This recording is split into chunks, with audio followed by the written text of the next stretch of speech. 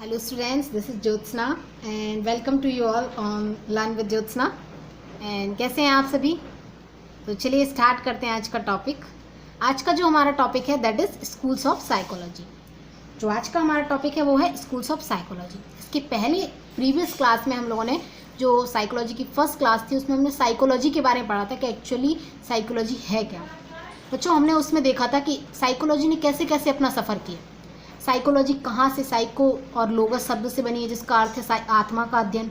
इसको आत्मा का अध्ययन किसने कहा? प्लेटो और अरस्तु नाम के दो जो साइकोलॉजिस्ट हैं उन्होंने इनका समर्थन किया। फिर इसके बाद बच्चों फिर धीरे धीरे से ये कहाँ पे पहुँची? 1718 में से क्या अमूर्त मन का अध्ययन करने के लिए बोला। मन का विज्ञान कह दिया भाई। इसको किसने माना? इसको कुछ मनोवैज्ञानिक हार्वर्ड, लॉक, कांट नाम के मनोवैज्ञानिकों ने ये माना कि चलो भाई ये क्या है, आपका आत्मा का अध्ययन है, मन का अध्ययन है। मन भी फिर एब्स्ट्रैक्ट रहा।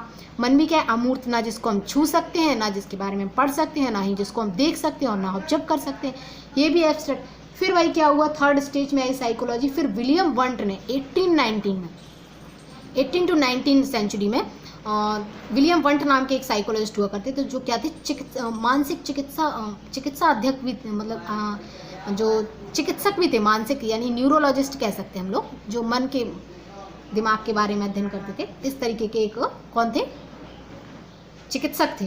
तो उन्होंने फिर क्या किया, सबसे पहले उन्होंने एक प्रयोगशाला खोली बच्चों, जो खोली कब? 1879 में खोली थी, और जिसको नाम दिया उन्होंने लिप्जिंग यूनिवर्सिटी, लेकिन रिसेंटली अभी उसको क्या बोलते हैं? Karl Marx university. तो फिर ऐसे ऐसे वो सफ़र करते हुए तो उन्होंने ही मनोविज्ञान इसको नाम दिया। इसके पहले ना बच्चों ये मनोविज्ञान थी ही नहीं। एक्चुअली में ये मनोविज्ञान क्या थी? दर्शन शास्त्र की एक शाखा थी। फिर धीरे धीरे से ये मनोविज्ञान कहलाई।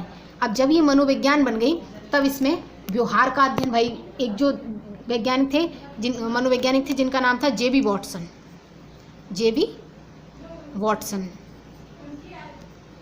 एक जेबी वॉटसन नाम के जो साइकोलॉजिस्ट थे उन्होंने क्या किया भाई, इसको व्यवहार का अध्ययन कह दिया। उन्होंने कहा मानव के व्यवहार का अध्ययन करो, ये तो चीज़ें अमूर्त हैं, इनका क्या अध्ययन कर रहे हो?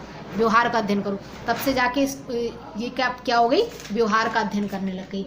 तब व्यवहार का अध्ययन करने लगी, तभी से मनोविज्ञान मतलब जिसको कह सकते हैं हम अस्तित्व में आ गई। अब फिर उसके बाद भाई जब ऐसा हुआ 20वीं सेंचुरी में, फिर क्या हुआ भाई, अब ये व्यवहार का अध्ययन तो करने लग गई, यानी इसका डेवलपमेंट तो हो गया। अब डेवलपमेंट हो गया तो कुछ क्या, सभी मनोवैज्ञानिक के अपने अपने अलग दृष्टिकोण थे बच्चों। क्या थे? अलग अलग उनके दृष्टिकोण थे, अलग अलग उनके दृष्टिकोण, अलग अलग उनकी तकनीकें। कहते नहीं है सबका पढ़ाने का तरीका भी अलग अलग होता, अलग अलग मेथड यानी तरीके भी अलग अलग थे उनके। तो ये सब चीज़ें अलग अलग होने के कारण उन लोगों ने क्या किया, अपने अलग अलग क्या बना लिए? संप्रदाय बना लिए। और बच्चों जो संप्रदाय थे वो समूह कितने थे हमारे? 8 थे। वो 8 बन गए टोटल हमारे मनोविज्ञान के, जिनको हम लोग क्या क्या नाम दे रहे हैं? स्ट्रक्चरलिज्म, फंक्शनलिज्म, थर्ड है गेस्टाल्टिज्म, जो फोर्थ है हमारा साइको एनालिसिस, और फिफ्थ जो हमारा ह्यूमनिस्टिक, सिक्स जो हमारा है कॉग्निटिव, जिसको हम लोग बोलते हैं संज्ञानवाद, संरचनावाद, प्रकारवाद, समग्रवाद, मनोविश्लेषणात्मक, मानवतावाद और संज्ञानवाद। और ये जो हमारे फिर 7th था बिहेवियरिज्म, जिसको हम लोग बोलते हैं व्यवहारवाद, हॉर्मेक यानी जिसको हार्मेक बोलते हैं। ठीक है, तो ये सब थे। तो बच्चों हम इस तरीके से कह सकते हैं ना, मनोविज्ञान के संप्रदाय का अर्थ है कि ऐसा समूह यानी ऐसा एक ग्रुप, ऐसा एक समूह जो मनोविज्ञान के अध्ययन के लिए एक विचारधारा विधि का अनुसरण करें, यानी उनकी ऐसा ग्रुप जो एक ही विचारधारा, एक ही अप्रोच को और एक ही टेक्निक को यानी एक ही विधि को अपनाए, तो उनका एक ग्रुप बन गया। फिर दूसरा समूह, ऐसा ग्रुप जो दूसरी विचारधारा को मानता है। भाई वो कहता है, कोई कहता है बच्चा वातावरण से सीखता है, कोई क्या कहता है कि बच्चा तो क्या कहते हैं अपना दिमाग का यूज़, कॉग्निज्म यानी अपना संज्ञान का यूज़ करके सीखता है। कोई भाई बोलता है बच्चे नन्हे वैज्ञानिक हैं, और कोई क्या बोलता है कि बच्चे के दिमाग में अचानक ही आइडिया आता है और वो किसी भी समस्या का सॉल्यूशन ढूंढ लेता है। ये क्या था? और कोई कहता है भाई मानवतावाद को मानता है, और मानवतावादी जो थे वो क्या कहते हैं कि मनुष्य ही सबसे सर्वश्रेष्ठ है और मनुष्य सब कुछ कर सकता है, मनुष्य अपने आप में सर्वसंपन्न है, मनुष्य के पास ऑलरेडी सारे आइडिया और थॉट्स हैं। और कोई भाई मानता है कि मुझे एक बच्चा दे दो, मैं उसे चोर डकैत, मनोवैज्ञानिक, शिक्षाविद कुछ भी बना दूंगा, जो आप कहें मैं वो बना दूंगा। ये वॉटसन का स्टेटमेंट है। तो इस तरीके के अलग अलग संप्रदाय बने जो कि बच्चों 20th सेंचुरी 19th से 20th सेंचुरी के बीच में अस्तित्व में आए। और ये जो हमारे थे संरचनावाद, जो मैंने अभी डिस्कस, अब इनको हम लोग डिटेल में भी थोड़ा डिस्कस करते हैं। तो डिटेल में देखते हैं। सबसे पहला जो हमारा है संरचनावाद, जिसको हम लोग बोलते हैं स्ट्रक्चरलिज्म। इसका क्या था भाई, सबसे पहले जब जो लास्ट स्टेज थी मनोविज्ञान की, वो क्या थी, व्यवहार का अध्ययन। और क्या बोला था उसको, किसने किया था भाई, ये जेबी वॉटसन ने। उसके बाद फिर जो पहला जो हमारा स्कूल ऑफ साइकोलॉजी आया वो संरचनावाद आया। उन्होंने क्या किया, यानी जो विलियम वंटी ने जो अपनी यूनिवर्सिटी खोली थी, लिपजिंग यूनिवर्सिटी, उसके बाद से क्या हुआ, उसके बाद से ये संरचनावादी आ गए। इन्होंने क्या किया, अंतर्दर्शन विधि का प्रयोग करके किस पे प्रयोग करना स्टार्ट कर दिया, चेतन मन पर।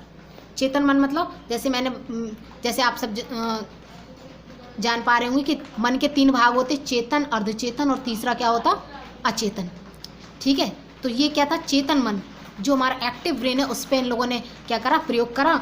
और उसके बाद कौन सी विधि, अंतर्दर्शन मतलब क्या होती, एंडोस्पेक्शन मेथड, जिसको बोलते हैं हम लोग इंग्लिश में एंडोस्पेक्शन मेथड। और इस मेथड का इन लोगों ने यूज़ किया और किस पर प्रयोग किया, चेतन मन पर। ठीक है, तो अब हम लोग नेक्स्ट देखते हैं अपना दूसरा है हमारा जो प्रकार्यवाद, जिसको हम लोग इंग्लिश में क्या बोलते हैं बच्चों, फंक्शनलिज्म। जिसको हम लोग इंग्लिश में क्या बोलते हैं, फंक्शनलिज्म।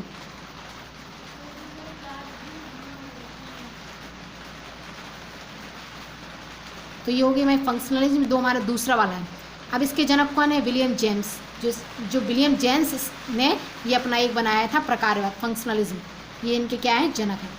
कभी कभी पूछ लिया जाता है कि इनमें 4 आपको साइकोलॉजिस्ट के नाम दे देंगे और वो कहेंगे बताइए इनमें से प्रकारवाद के जनक कौन से हैं, या फिर इनमें से प्रकारवादी कौन है, फंक्शनलिज्म से संबंधित कौन है। तो आपको वहाँ पे पहचानना पड़ेगा कि विलियम जेम्स जो है वो तो इसके फादर ही हैं। और भी कुछ मनोवैज्ञानिक है जैसे कि थॉर्नडाइक, वुडवर्थ, जे.एस. कैटिंग, जॉन डीवी तो जो है ही भैया, वो उन्होंने बोला ही है कि लर्निंग बाय डूइंग।